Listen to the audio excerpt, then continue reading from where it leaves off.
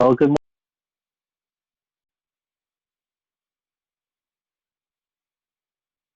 Right, well, let's get underway. Well, again, good morning, and thank you very much indeed for taking the time out of your busy days to attend today, and also taking the time out to listen to this short webinar today. I'm hopefully going to finish certainly within 45 minutes and give you the opportunity to ask questions as well at the end of the presentation. What I'm going to just introduce myself. So I'm Nick Hunt. I'm Head of Compliance and Strategy for Grosvenor Wealth Management and GWM Asset Management. You will hear a lot more about us a little later on, but I thought I'd just introduce myself to you first of all. I personally have spent nearly 30 years in financial services in various different roles, from management roles, training roles, technical roles, regulation, compliance and strategy. So I'm here to kind of help you today, hopefully, to understand where we feel at Grosvenor, we feel the opportunities exist for us to work with accountants and for the accountants themselves to make the most of financial services. So in this short presentation, I'll explain why we feel Professional Connections, which is the new part of our business that we've established, would help you to generate an additional revenue stream, but also importantly, improve your clients, provide your clients with holistic financial services where perhaps their business and their personal needs are fully met by yourselves and also ourselves. So the overview of today, I've got really, I suppose, 5 subjects to go through with you. I'm going to talk about the evolution of retail financial services. I don't know how much you're aware of how things have changed, but they have changed really significantly. So I'm going to talk you through how that's evolved and where we are now. I'm going to talk to you a little about the ICAEW's Code of Ethics. Now, I'm sure you know very well about that, but I'm going to just do it, but more in a sort of what I would describe as sort of a question and answer format. So I'm going to pose a few questions, and then I'm going to answer those questions based upon what's in the ICAEW's Code of Ethics as far as financial services are concerned. So hopefully you'll find that useful. We have incidentally got an FAQ that goes into more detail on our website at Professional Connections, GWM Professional Connections. But I'm going to go through that and just really tell you, hopefully make it clear as to what the ICAEW say and what they believe about certain aspects of financial services. I'm going to talk to you about the benefits to your practice, and where we see the value there, and then we're going to talk about a little bit about us, not too much about us, but more a little bit about us, and then sort of summarize things and next steps really. Okay. Feel free, incidentally, as we go through the session, you'll notice in the toolbar there, you see that there's little hands. You can put your hand up. There's a little icon. You can click on that, and I'll unmute your line. There's also a question. You can click on that and type in the question, and I'll endeavour to answer those questions during the session, or certainly will be leaving time at the end of the session today. So let's start with talking about the evolution of retail financial services. Now, I suppose the first question is, why is this important? It is really important because if you're giving making a referral or making a recommendation to a client that they seek financial advice, you really need to understand the marketplace and understand how financial advice has changed and what it is now compared to the way it was. So I thought perhaps we might go a little bit down memory lane. Those of you may remember the idea of the Financial Services Act. The Financial Services Act was introduced in 1986, and it created a clear polarization. That's a technical term that we use in financial services. Polarization between advisors who were either whole of market or who were tied representatives of a particular company, and that was it. That was the entire market, and you were either independent or you were tied. But the term independence then was a very, very loose term. It was a little bit, well, it wasn't very clear. And to be honest with you, independence then compared to independence now is completely different. But that was the way it was. It was set up in that way. Now, in 2005, it was the FCA or the FSA at that point decided that there needed to be more choice within the market. It was too polarized. There needed to be more choice. So they introduced this concept of depolarization. And financial advisors were redefined into 3 camps, basically: those that were independent, those that were tied to one provider, or those that were multi-tied. And that allowed firms to say, well, we're going to tie up with certain providers for certain types of products. And it was to be honest with you, it was primarily to accommodate the advice models through the high street banks. So it was actually the banks that were pressing for this because they wanted to be able to offer a wider range of products, but not go through the process of necessarily being independent, but offer a wider range of products. And they saw the financial value of being tied up to certain providers because they got special terms.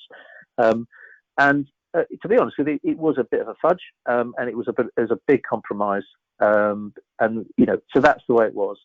Now, of course, that was completely swept away by the Retail Distribution Review. Now, if you may or may not have heard of the Retail Distribution Review, but it's probably introduced in 2012. It was probably the biggest and most significant change in our industry, even more so than the Financial Services Act. And it basically provided investment advice to retail.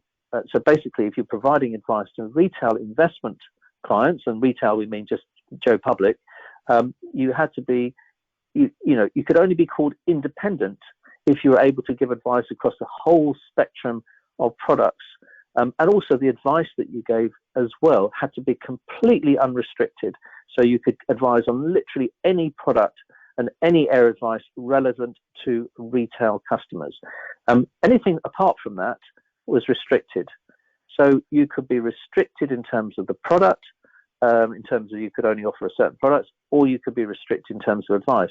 But independent advice had to be completely, as I said before, unrestricted. So we'll expand on that in a moment because it's really quite important, especially for you guys who are recommending or referring clients to financial advisors. So it looks like on the surface that we've gone back to 1986 in a bit of a time machine, but actually the Retail Distribution Review really shook up the industry, and there's been a massive amount of change in our industry. Grosvenor Wealth Management is and has always been committed to independence. We believe that is the only way to give true advice to a client, and the only proper thing to do to give true advice to a client. So let's just unpack this a little bit more.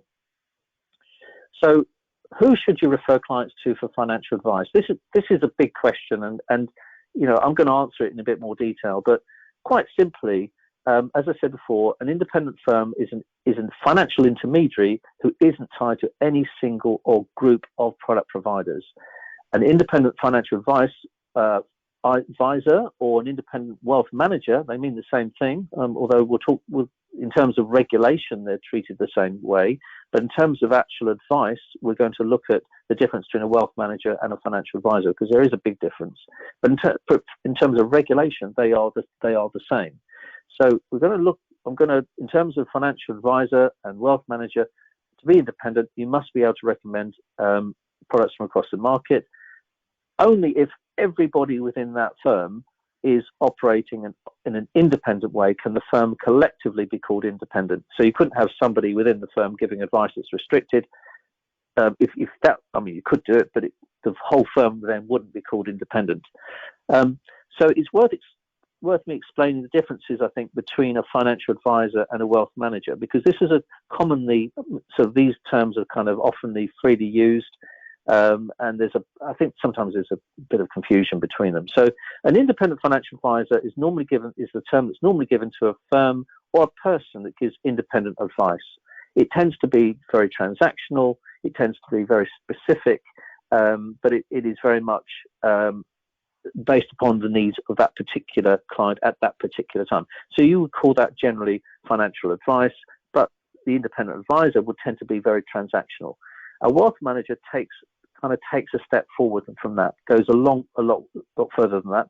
A wealth manager provides basically a holistic advisory service which combines a range of interlinking financial services to address the client's long-term financial needs and goals. So it's a much more longer-term approach.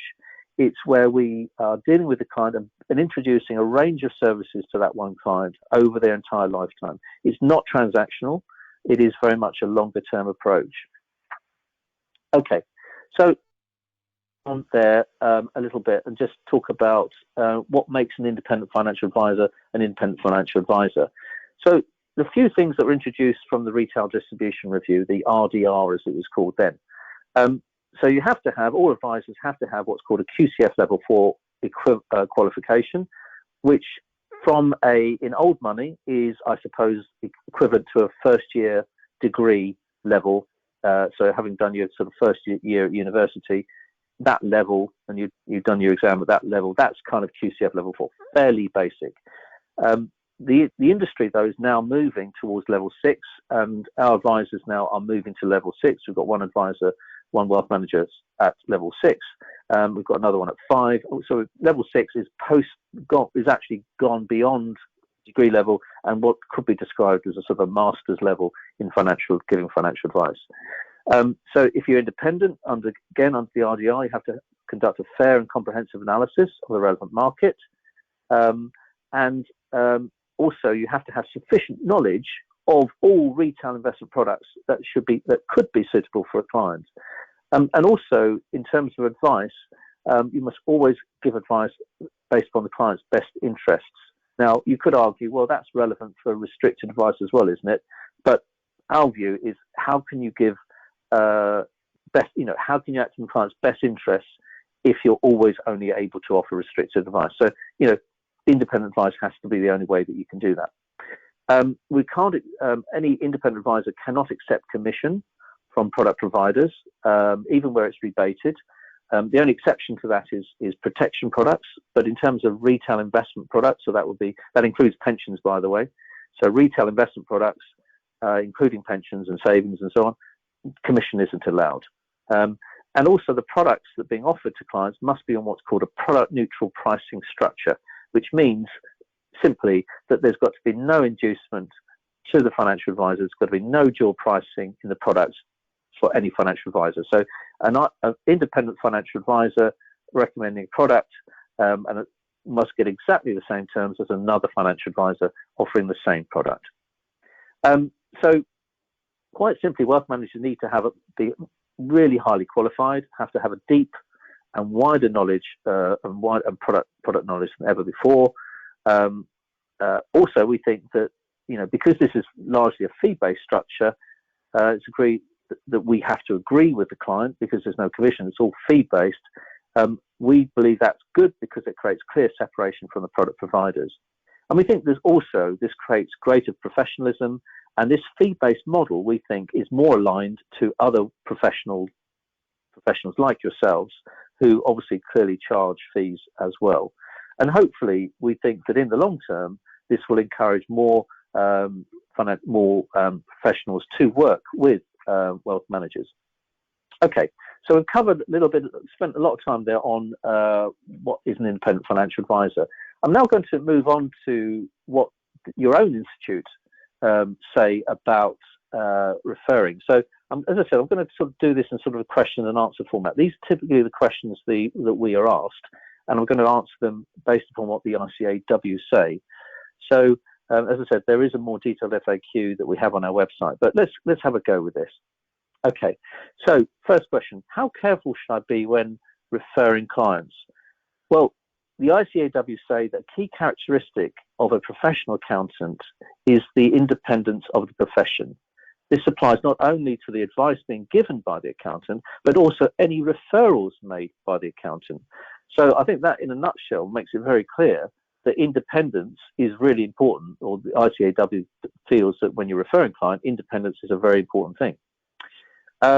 Second question, when should I refer my clients? Well, accountants used to give, as I'm sure you know, and some still do, of course, used to give financial advice on pensions and investments.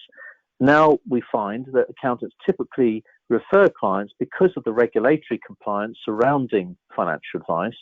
But when you're referring, you must ensure that you're referring to a firm that is regulated under the Financial Services and Markets Act, or specifically, of course, the Financial Conduct Authority.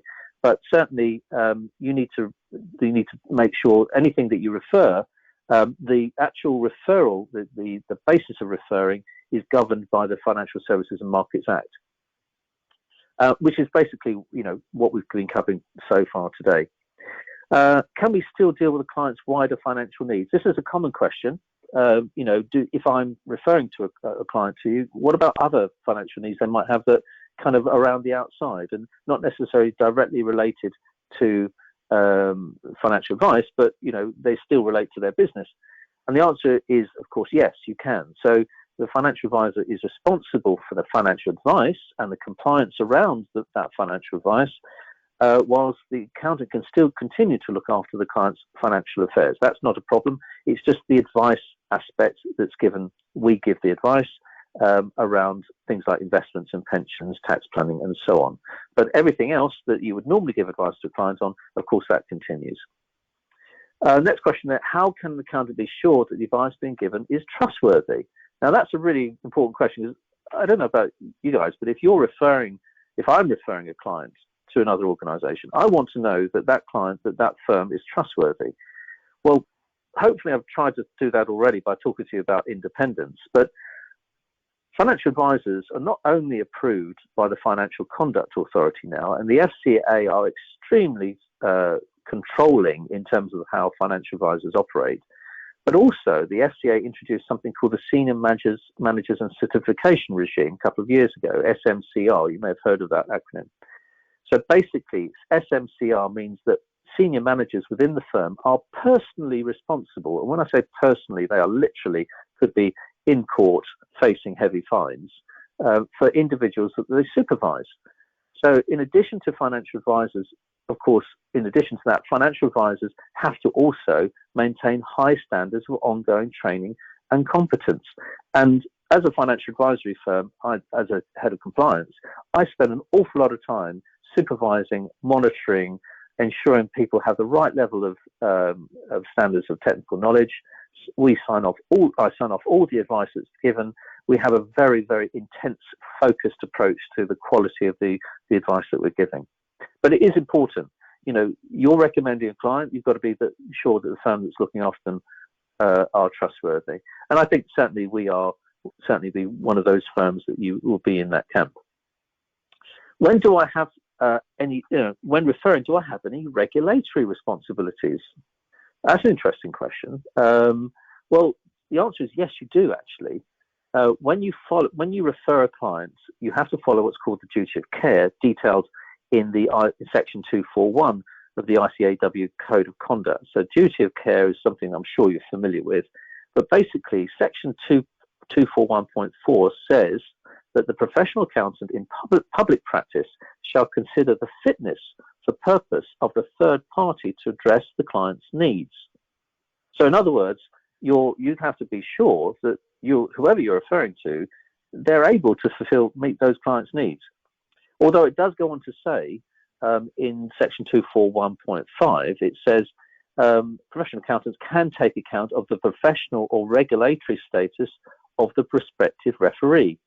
And it goes on to say that it's not normally expected to have an additional inquiry, that you're not expected to do additional inquiries about the prospective referee, and can make assessment based upon what is already known. In other words, if the organisation is regulated by the FCA and is and as we talked about independence as well, and we talked about how being independent is very important in meeting clients' needs because, duty of care and ensuring that our advice is not restricted in any way, then that, I think, is probably the only tick in the box you need to give.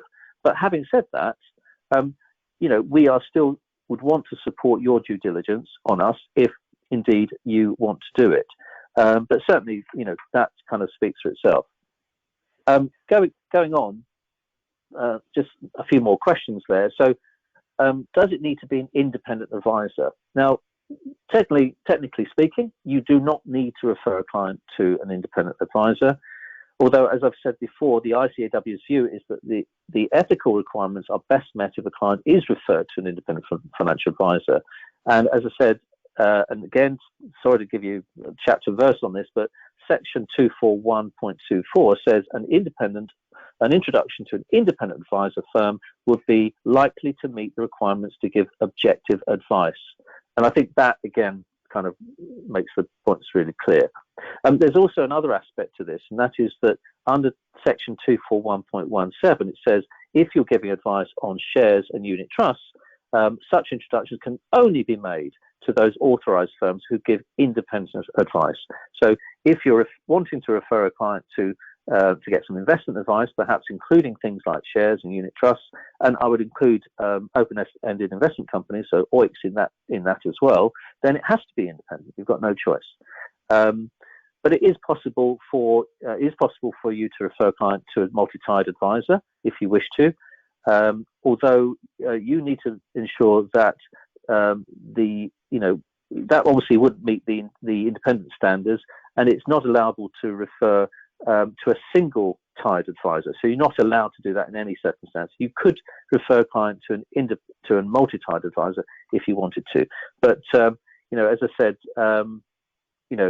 and this takes us to the next point. Can I refer to a restricted advisor for a specific piece of advice? Yes, you can.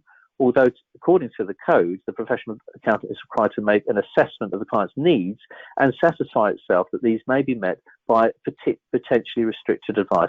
So I think that's quite a big responsibility to have on your shoulders, to be able to assess that. Anyway, so should a referral agreement explain the advice being given? And yes, so when you are referring a client to a financial advisory firm, you need to tell them that you're referring them either for restricted advice or independent advice. Next question is, can I discuss the advice being given?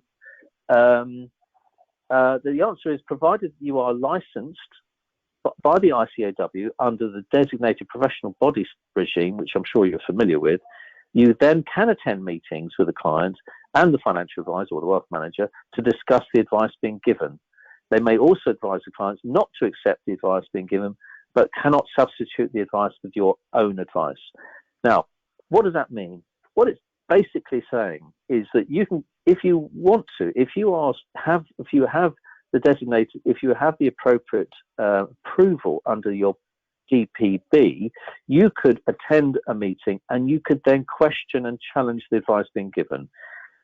Again, you may or may not want to do that. It doesn't mean, though, that you can't attend a meeting. You can still, of course, attend a meeting and support the client and perhaps add information and suggestions to it. But in terms of the advice, the financial advisor is taking responsibility, compliance responsibility for that advice. And if it's being challenged, then there needs to be, then the accountant who's challenging it would need to have the appropriate status to do it. I hope that makes sense. That's the rules of the ICAW.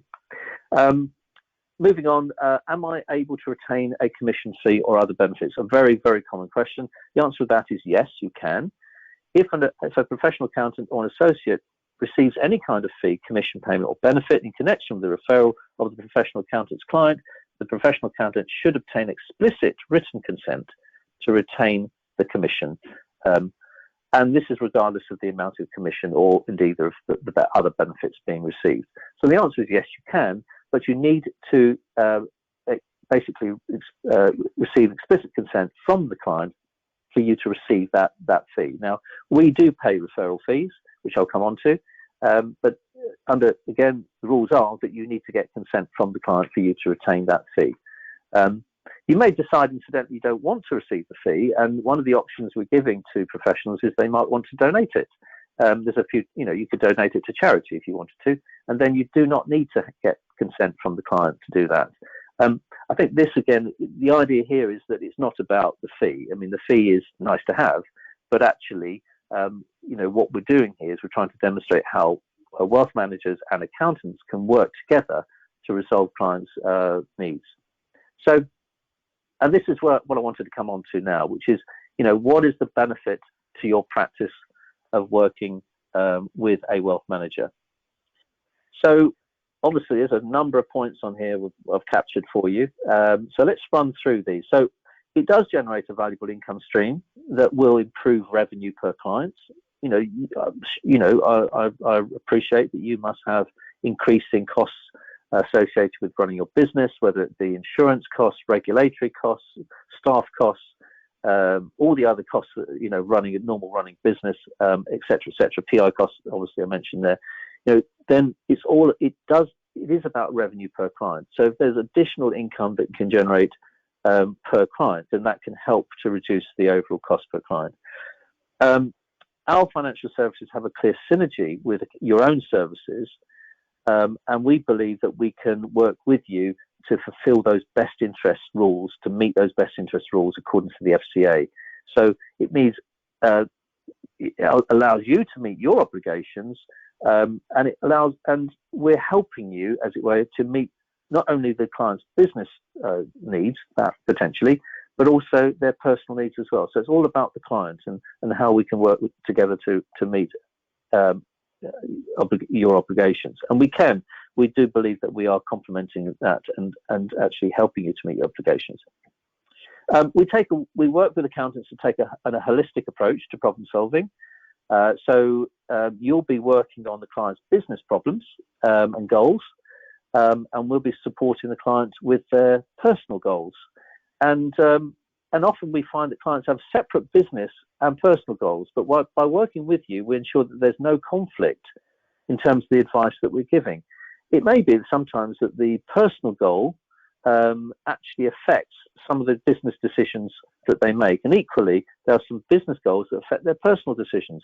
So what we want to do is to make sure that the advice that you're giving in terms of their business and the advice that you're giving to them personally is very much interlinked. And certainly, there could be decisions that are made on the personal front, which may mean that perhaps simpler, more straightforward solutions can be found on the business front, and vice versa. We can find simple, if certain business decisions are made by yourselves and the advice that you give means that perhaps we can come in and resolve some things in a more simpler way. But it does mean working together. What we often find is that when we're dealing with clients, there's often very complex business arrangements, and that has a direct impact on our clients and their personal lives. So we have to sometimes, that does sometimes cause a problem. So if we can work together, then we can look to almost sort of not only bring that advice together, but it's complementing itself and it's enhancing the entire service that's being given to that client. So that's all about working partnership. Our financial services may be tailored to be entirely compatible with your own services. And so, for example, when you see your client on an ongoing basis, you may see that, I don't know how often you see your clients, but we can make sure that perhaps we see clients perhaps at the same time that you see them. We could work with you to make sure that we sort of share with you what's happening on the personal front, and you can tell us what's happening on the business front. So we can tailor the way in which we work with that client to align with you. Firm of solicitors that we deal with that we've started to deal with, we've got a number of clients where we always meet the client with the solicitor, because they will be handling trust aspects, some of the legal aspects. Clearly, we will handle the financial aspects. Working together, just from the client's perspective, is wow. This is way beyond what I expected, and it really makes the client feel very, very supported in both areas. And also, we are fully supportive of your own due diligence, and we operate in a very transparent way to a very high standards of conduct. And again, I think that's another thing that you have very high standards. By having a trusted partner, you can ensure that the advice that when you're referring, you know that the sort of firm that you're referring to is a trusted organisation, and that you feel that you're meeting your own due diligence requirements. The other aspect here is that by working closely with you enables your own staff and your other partners within your practice to benefit from our expertise and our specialism in dealing with complex financial issues. So it could be a matter of literally picking up the phone and saying, I have a client here, I'm not quite sure about their pension, or I'm not quite sure about this, etc. We can talk to you, we can give you some answers, we can give you some technical answers, and we can help work with you to give you what you need, whether that be a report, just a quick answer, an email, whatever it is, or perhaps something a bit more focused where we actually spend a bit more time working with the client with you to resolve that, or at least make things clearer. We also provide your staff with a program of educational webinars to improve their understanding of financial matters. We are actually, incidentally, we're working with a number of employers at the moment, delivering educational webinars for staff. So we can do the same thing for your accountants as well, your partners. Another thing I think about the way that this is the benefits, again, I think, of dealing with a firm that you deal and you trust. When a client is referred to us, we ring fence that client. So that client is only ever your client. And indeed, we have the systems to track what happens if there's a referral. So if that client then refers to another client, so to another potential client that comes to Grosvenor because they're very happy with the service that they've received, you will be seen as the primary accountant dealing not only with the first client, but the second client as well. So in terms of if that client needs accountancy advice, we'll always refer that client back to you. And also it helps you I think, to retain your client base. I think clients are looking for more now than purely information. They're looking to have more understanding of things. So, in terms of retaining clients, we look to work with you on joint initiatives such as joint marketing to attract new clients, and also to inform and, I would say, delight existing clients with information and guidance on a range of financial subjects. And it's so nice, and we've run a number of webinars over the last few years. It's so nice to actually hear people saying, actually, I found that really helpful. I really fully understand things now.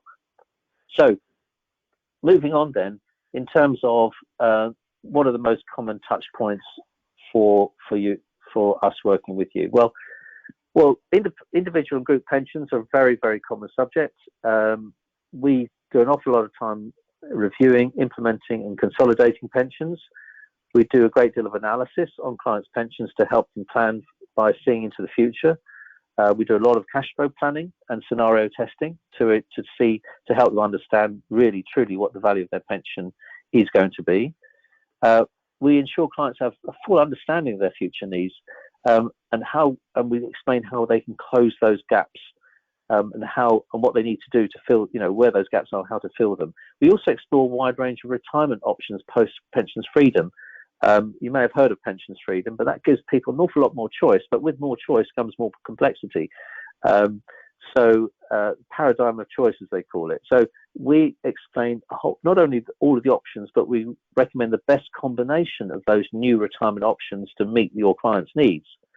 We also do a lot of what we call retirement modelling, where we use cash flow modelling, and we create a series of interlinking investment portfolios to deliver income at different stages in retirement. So in terms of individual and group pensions, again, that's going to be an area where yourselves and us, will very much be sort of walking side by side, because that's clearly the area that you're going to be dealing with. That's very much a big area for us. Shareholder protection, key man insurance. I think that kind of speaks for itself, really, doesn't it? But certainly serious illness or death can have a big impact within an organisation, as I'm sure you know. So that's one of the key areas that we can protect the business owners and protect the business as a whole. Corporate investment. So this is basically ensuring that cash balances on business accounts are put to good use. Which we think ultimately increases the bottom line profit within the business. So, consider, for example, if you've got money sitting in a cash account, and you always have a core balance of, say, I don't know, whatever it is, £20,000, £30,000, it's always going to have that core balance. It might go up and down a little bit, but broadly speaking, you're always having £20,000 in there. If we can generate a 3 or 5% return on the cash balance, that's ultimately going to increase the bottom line profit for the business. And I think if you ask yourself, what return on investment can the employer achieve, 3 to 5% return on capital, well, it might be difficult to find any alternative. So it's a nice way of actually making the money work better for them. Of course, commercial property purchase, we have a specialist mortgage sector within our business, and that's helping business owners either to attain finance or possibly to refinance. We provide personal tax advice. Again, that's an area that you'll be actively involved in. That could be income tax advice, dividend tax allowances, capital gains tax allowances, etc., etc. We're using all of these allowances every year. And succession planning, and that's all clearly about inheritance tax mitigation, trust arrangements, etc. That is a big part of what we do. And again, something that I think will be relevant to your clients. So, in terms of the touch points with yourselves, there's a range of areas there that immediately you can think, yes, those areas are areas that will be relevant to us. Let's talk about marketing support briefly. So I did mention there about joint initiatives, joint marketing. We found that strong marketing is really important in growing and consolidating a client base. And I'm sure you're already active in this area. So, please excuse me on this, but I'm just going to talk to you a little bit about what we do. We've run several very successful joint marketing initiatives with professional firms over the last few years, actually.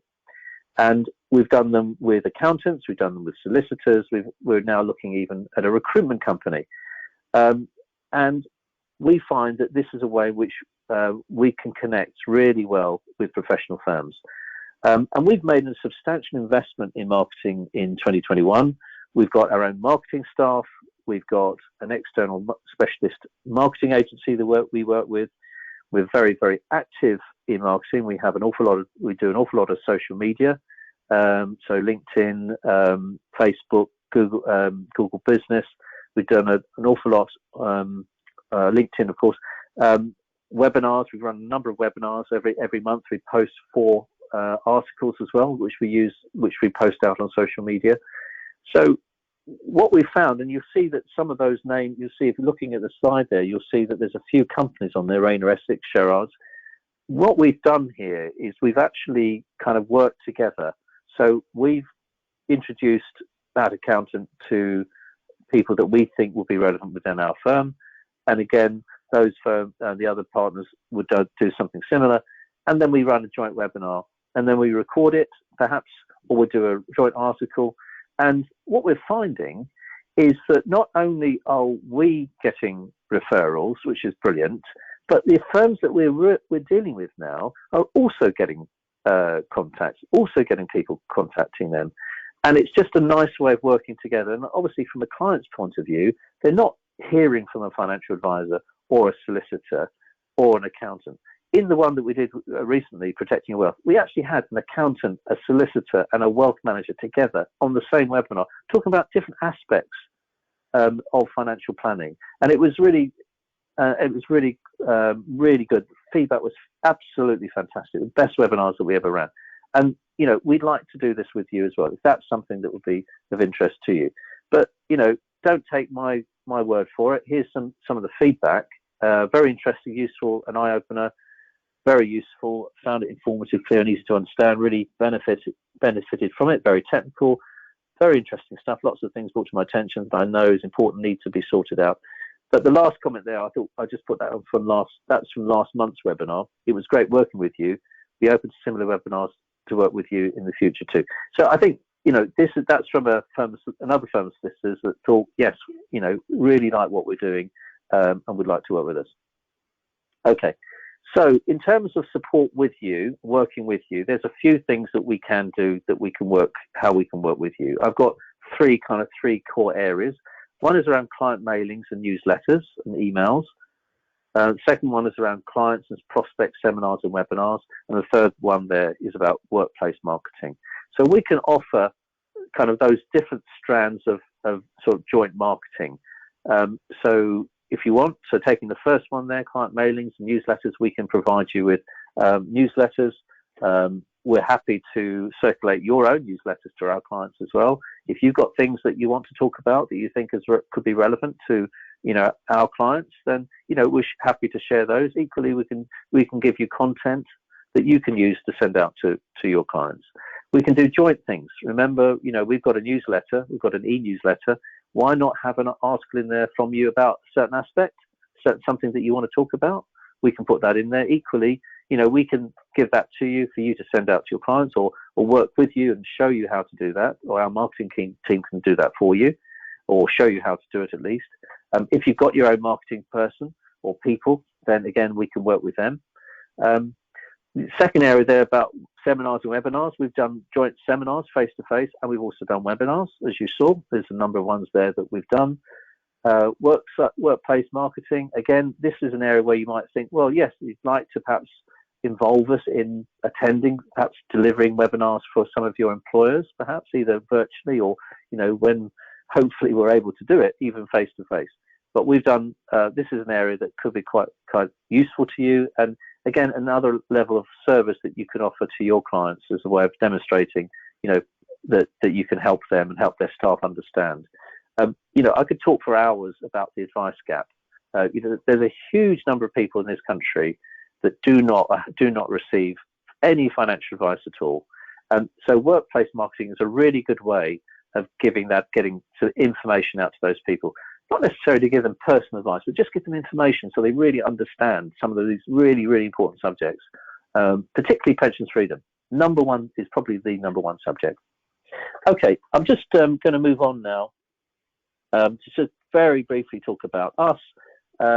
So we're a mature and stable business. We've been running for 21 years, meeting clients' financial needs. We have very robust systems and controls within the organisation.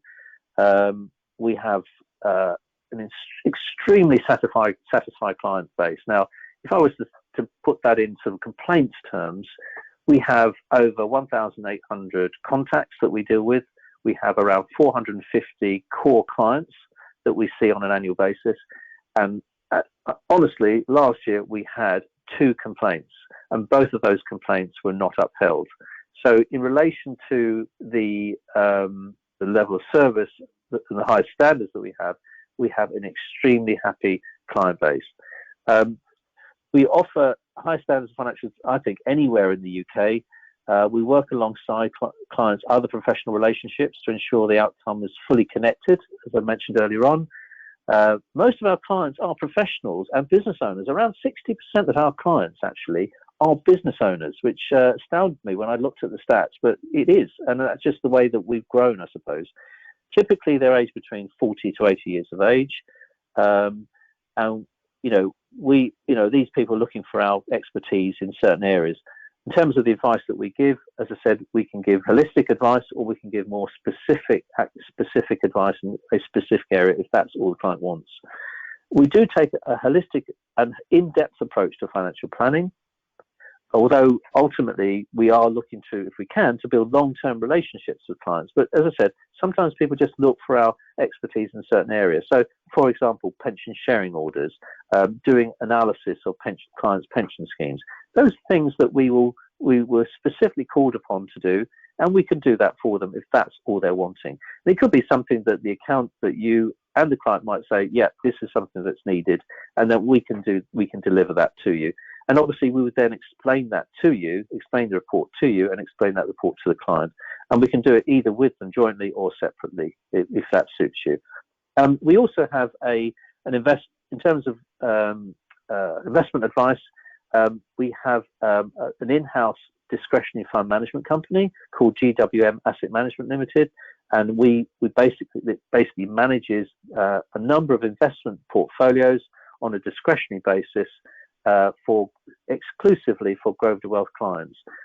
We use a company called Square Mile. I don't know if you've ever heard of Square Mile, but they are an extremely good investment research company, and they help us, and we'll say help us, that we work together actually in partnership to make investment decisions for clients in those discretionary portfolios. You do not need, your clients don't have to use discretionary portfolios if they don't want to. We have lots of alternatives, but we find that clients are really happy with those.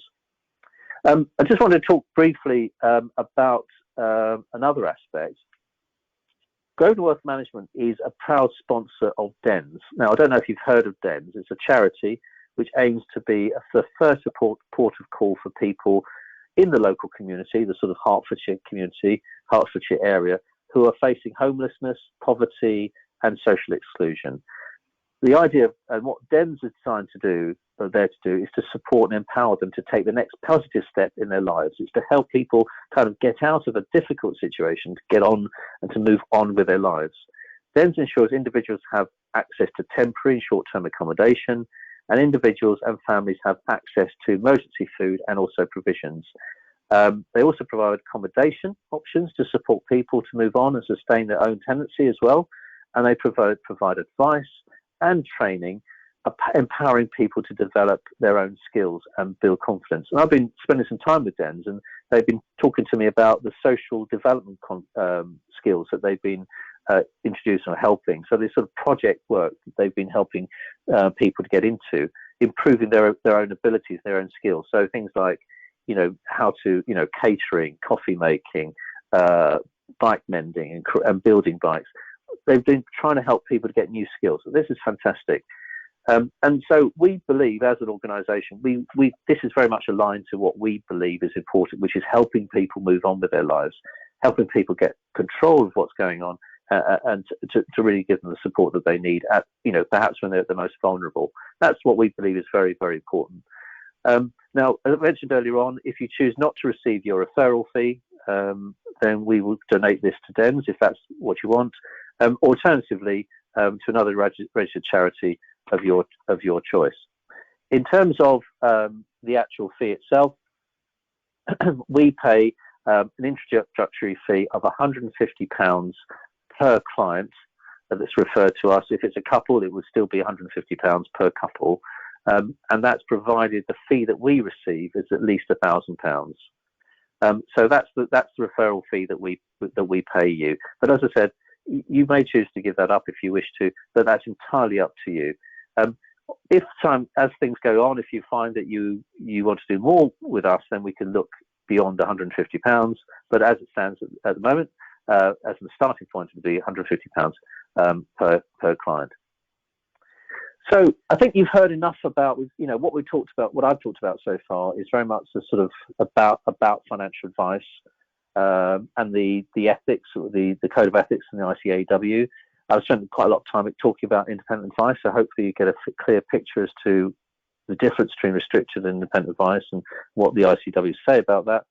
I've talked to you about the touch points between accountancy and wealth management, stroke financial services. And I've spent some time talking to you about the benefits, I believe, of your firm working with us, not only for your own benefit, but ultimately, of course, for your clients' benefit. And I've talked a little bit about us as well. I've intentionally not tried to spend too much time talking about us, because that's not what you're here to hear about. But I just want to give you a bit of a flavour. And I think where we're at now is kind of where you are now in terms of listening to me talking to you. Is I think you're probably in one of these four camps, either in good to know, reactive, proactive, or potentially even in partnership. So, if you're in the good to know point, then you're probably thinking in your head, this isn't really relevant to your business. You don't see financial services as important, and thank you for watching. And that's, I would say, thank you for taking time out of your busy day to attend. I really do appreciate your time attending today. That's fine, and that's brilliant. And that's the way it is. That's great. It might be that you kind of are thinking, well, actually, this may be relevant to your business in the future. You think that financial service may be important in the future to you. So it's not only relevant to you, but it's also potentially important to you in terms of your strategy, in terms of where you're going as a business and what you want to achieve. And, you're not quite there yet, but you'd like to keep in touch with us. And, as things develop, you might think, let's keep in touch. And it's good to know that you're there. And, if I need any help, I'll come to you. And if I want to take things further, then we'll take things further. But, let's keep in touch and, like to hear more about what you do perhaps later on in the year or whenever. That's fine. Or you may be thinking, actually, this is or will be relevant to your business. It's very, very clear on that. You see financial services as important in the future, and you'd like to work with us to grow this area. Then that's what I would say, that we call that a proactive relationship. And if you wanted to work on that basis, we would assign somebody to look after you, to work with you within Grosvenor, to be your sort of dedicated contact. And we would then go a bit further and find out, meet you and find out a lot more about what you're looking for, what you'll see as the opportunities, and then we'll put together a plan for you. But I'll come on to that in a moment. You might even say, this is absolutely relevant to our business. You see it, financial services, as important presently. You see, right now, at this very moment, yes, absolutely, financial services is important, and you'd like to explore working jointly with us. So some of those webinars that I talked to you about earlier on, for example, you might think, let's do some webinars, let's do some joint marketing. Brilliant. That's a partnership arrangement. So from our perspective, we're happy, of course, wherever you sit. And we'll be happy and very happy to work with you wherever you sit. But, we're there to support you. Interestingly enough, most of the people that we talk to are in this camp, which is great. it's so nice for me to work with, I've been working with a number of firms recently, and it's such a pleasure dealing with people. And it just not only does it support clients, but it also means that we build strong relationships with other firms, and it just makes the whole business so much rewarding. So I think where we are in terms of next steps, I think, can we work together? I think that's the first question to ask yourself. Can we work together? And if you do want to, if you're into that camp, I'll go back there again. If you are in that camp there where you're either in proactive or partnership, where you want to kind of work with us to some degree or to a great degree, then the next stage is we'd like to meet you, either virtually or face to face, in person, as it were. And we'd like to understand what your challenges are and what your goals are. What's kind of keeping you awake at night, and equally, what do you want? Where do you want to get to? We'd like to know more about what work you've already done on financial services, and also to get to understand your clients a bit better. What types of clients you're dealing with, what's their needs, what sort of situations are you dealing with, and then we'll build a plan. A joint plan, nothing too rigid, it's not a contract or anything. It's just kind of, right, let's just agree a plan over the next 6, 8, 12 months of doing these things. And we'll sign up and we'll support you. We'll make that investment into it in terms of time and money as well, because a lot of the costs we would be picking up. But let's build a plan with you. And then let's start. And over time, we'll review it with you and we'll improve it.